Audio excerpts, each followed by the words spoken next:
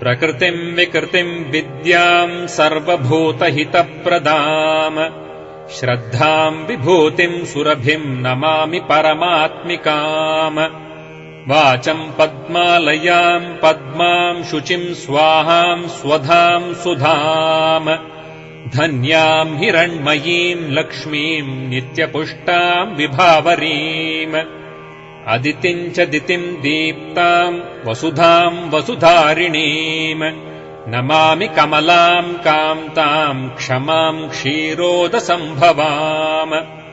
अनुग्रहप्रदाम् बुद्धिमनघाम् हरिवल्लभाम् अशोकाममृताम् दीप्ताम् लोकशोकविनाशिनीम् नमामि धर्मनिलयाम् करुणाम् लोकमातरम् पद्मप्रियाम् पद्महस्ताम् पद्माक्षीम् पद्मसुन्दरीम्